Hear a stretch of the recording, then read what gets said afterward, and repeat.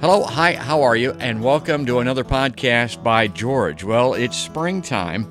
It's late April here in the heartland, and that means one thing to a lot of people. It's Morel season, time to get out there in the woods and hunt the Morels. And I've got kind of an interesting story myself. I was never very successful. I didn't spend a lot of time or effort doing it. You kind of have to when I was working. And then a year and a half ago, I retired, and so last season was my first real time to get out and spend some time on it, find a spot, and I was the big man on campus. I provided friends and relatives with morels. It was great. I was bringing grocery sacks of morel mushrooms out of the woods. Now, I'm doing some pre-scouting this year, and I'm a little concerned about what I'm finding out there. As folks are aware, in this part of the country, we've had unprecedented flooding.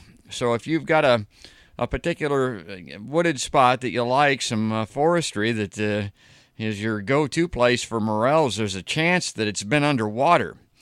Now, that was the case with me, so I thought, I better call up to our friends at Iowa State University.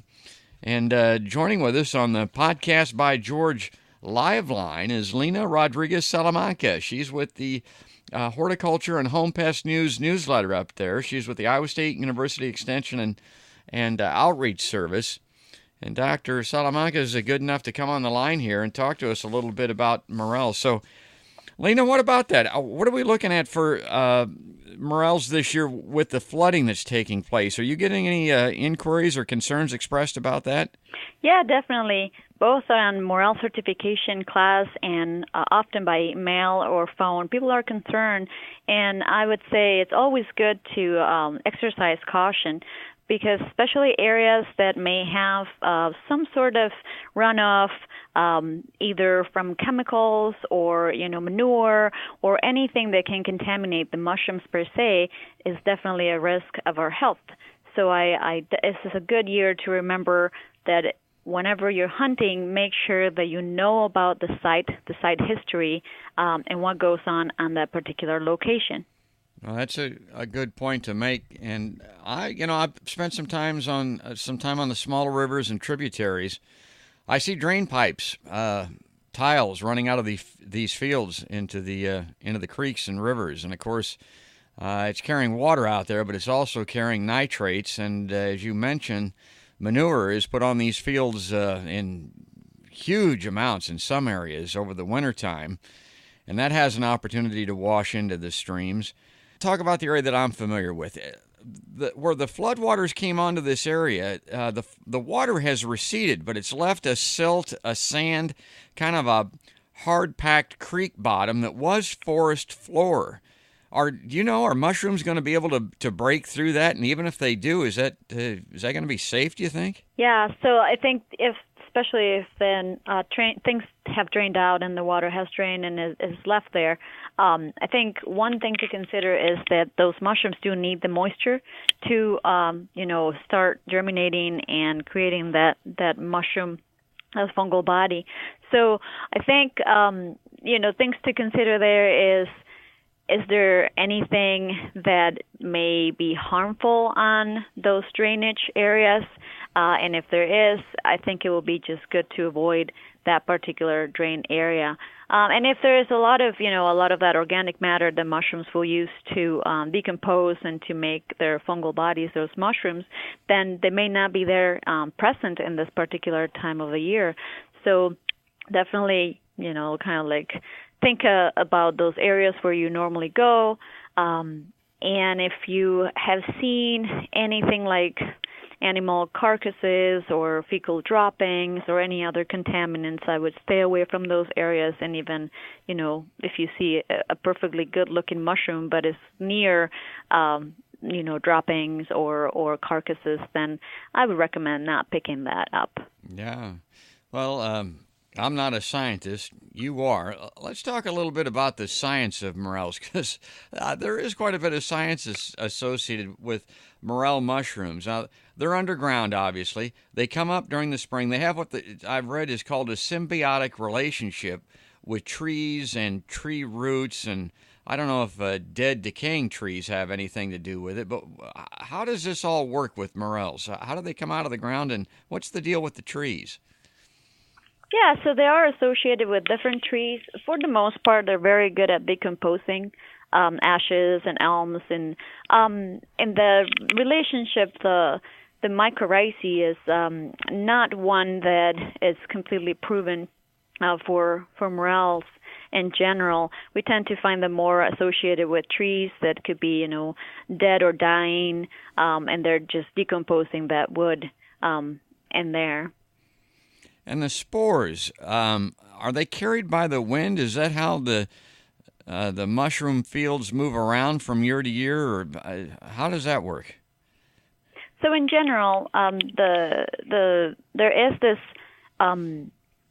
critical mass of mycelia. It's this, imagine like microscopic threads, like you have a lot of threads under the canopy that are kind of like expanding in the soil and going to decay different materials that are available in the forest.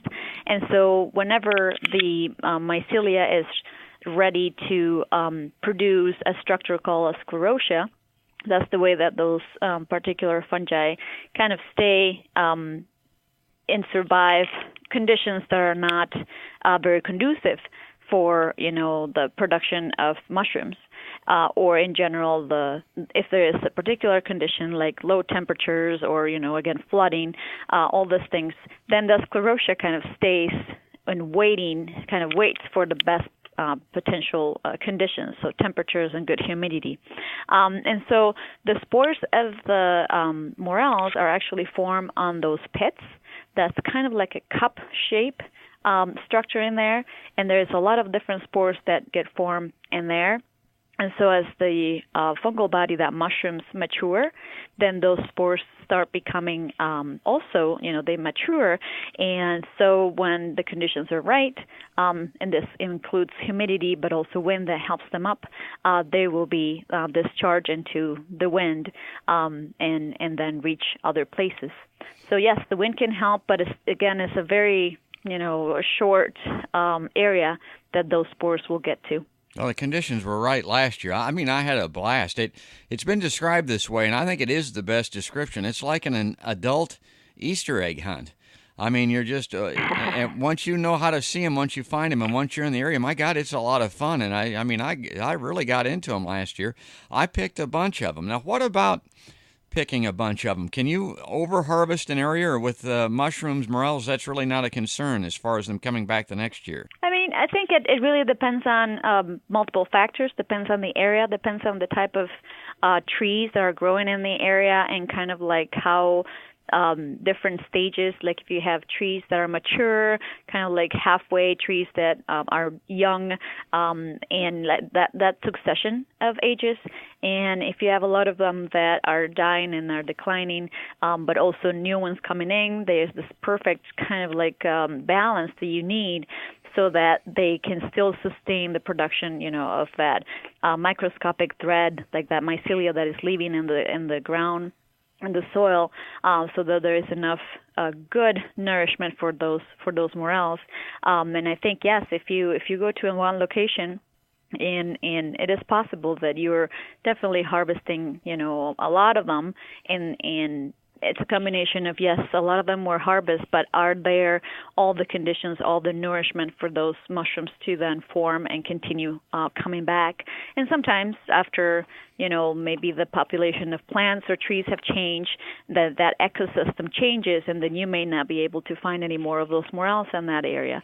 But for the most part, I think if it's a healthy location with pretty good succession of species, the morels are associated with, like ashes and elms and things like that, then you could very consistently get a lot of good morels in there.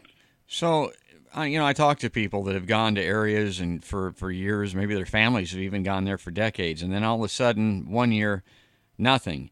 Somebody tells you something like that. Do you think the ecosystem has changed? Do you think the weather has changed? Do you think their harvesting practice changed? What do you think is the biggest number one reason that something like that would happen?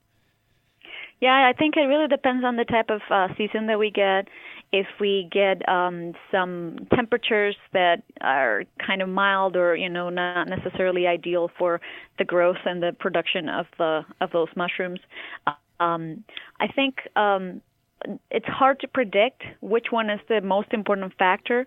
I think the nourishment, the state of that particular area in terms of services that the trees are giving and stages is very important.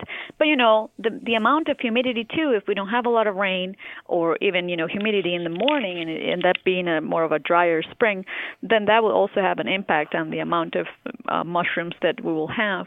So, unfortunately, there is not a mathematical equation that we can use to say, okay, because we got this late frost or this flooding, therefore we're going to get a good or a bad season. So yes, it's kind of a wait and see, and I think as part of the magic of really hunting morels is like you don't know what you're going to find. I think it's a very it's a great experience to go out and be focused in the floor of the woods, looking for those all wonderful, mushrooms that you may find. And I will also say, for those of you that enjoy the outdoors, it's a good opportunity to look for invasive species in plants, and you can report those and even pull some of them to help that ecosystem to stay the way that we want it, native and with a good population of good plants in there. When you say invasive plants, I'm not a scientist. I'm not a botanist. I think of things like when I was a kid, cockleburs and stuff like that. But what are the invasive plants that you're most concerned about in Iowa right now? So people can go to MIPN.org. That is the Midwest Invasive Plant Network. And it kind of had in there different information for what to watch for. And, make sure that you're not carrying seeds in your boots. Oh, yeah. So that you can kind of like clean them out because, it's like the perfect way that those plants will hitchhike without you knowing in your clothes or in your the bottom of your shoes. So, and I'm thinking now of our friends out in western Iowa in that Missouri River Valley that was so heavily impacted by flooding. I mean, and severe flooding. If the top inch or two of topsoil is washed away, and it's replaced by river bottom, by sand, by the kind of stuff that comes out of a creek bed, is that going to harm mushrooms? Are they that close to the surface? Or are they down deeper? Or how does that work? Well, definitely, I think that there is a chance that if a lot of the topsoil was washed off and a lot of the debris from, like, let's say, litter from the canopy in the fall when all those leaves go down, all that really contributes to that mycelia, that underground body of those mushrooms to succeed. So, yes, I think that most likely there's going to be some impact of this type of movement of soil, and potentially that mycelia will dry out. So it's still worth to check, and I think perhaps this will be the year where most of the hunt will be right in the forest, maybe higher areas, maybe kind of like the middle areas, but the lower areas, I'm not quite sure. I think it really depends on how much of that soil was moved either from the top areas or the lower areas.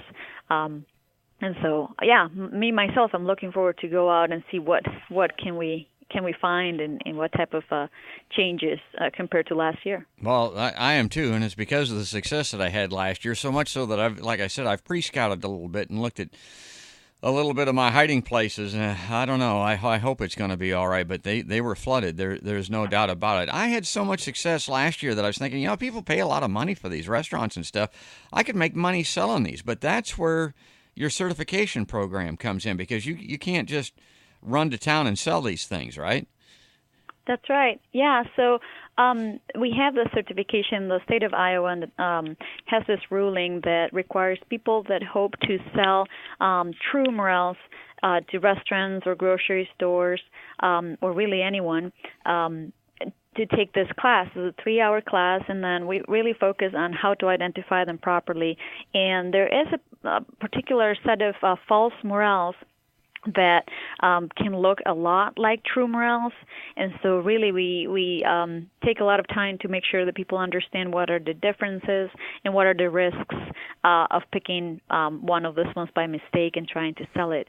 And we normally do those classes in the spring. We try to do it after mid-March and no later than the beginning of April, because we don't want to be during the, morel season, which really starts mid-April and it can continue all May. So we make sure that those classes are done earlier. A lot of people are surprised to find out that while we enjoy taking the fresh morels from the woods and frying them up right away and eating them at home, restaurants mostly buy dried morels. And what about the drying process and concerns with that? Do you guys talk about that in your certification programs? Well, we often have questions like that, but our focus is on identification, making sure that people are actually, they know what they are collecting, what they are identifying, and then we minimize the risk of people picking false morels that are illegal to sell in Iowa. We don't go a lot into processing. That's kind of a very different license that then people have to get if they want to. The moment that you bring morels and you are processing them, washing them, or cutting them, or doing something different, then you have to have a completely different license that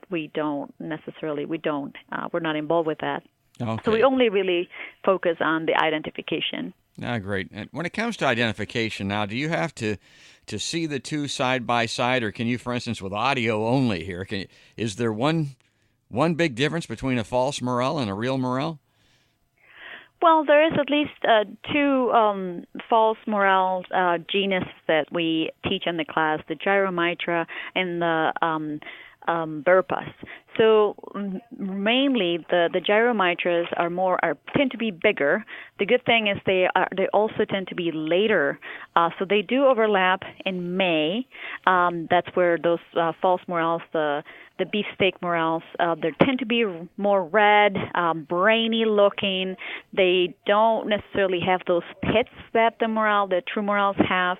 But it's important that people do look and differentiate with the Gyromitra, because the Gyromitra do have a toxic compound on them that cause a lot of different symptoms that could be anything from mild to severe, and it eventually, it can either be acute and cause death, or, it could be a chronic problem that eventually may turn into a cancer one. And so, and the other ones are the Burpas, and especially one of the Burpas really overlaps with morel season. And so the big difference is when you cut a Burpa, the stem is not going to be hollow.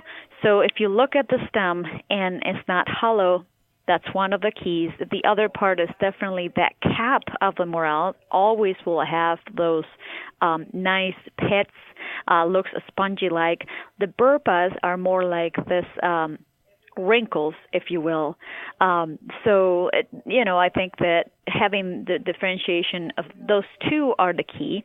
Now, if you're not sure, my next suggestion will be make sure that you split it, because the attachment of the cap and the stem is going to be very important. And we do have a little pamphlet that people can download online from the extension store.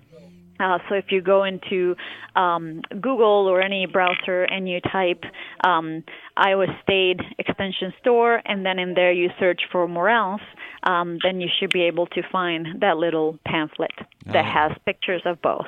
Oh, that's great. Well, the great Easter egg hunt, as I call it, for adults, the morel hunting season is just almost upon us, and I appreciate you spending your time with us today. Now, what we normally see first are these small gray morels, the grays they're called, before the giant yellow morels come out. Are those two completely different species, or is it just a smaller version of the yellow, or what's the deal with the grays versus the yellows? So most of the true morels belong to that genus Morchella.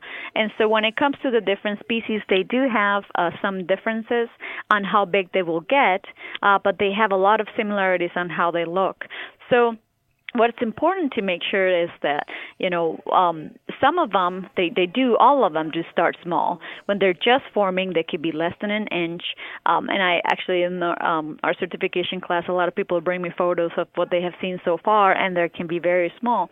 And so, they continue developing and until they reach that maturity. And, I think that for the most part, the Morchella americana gets a lot of the attention.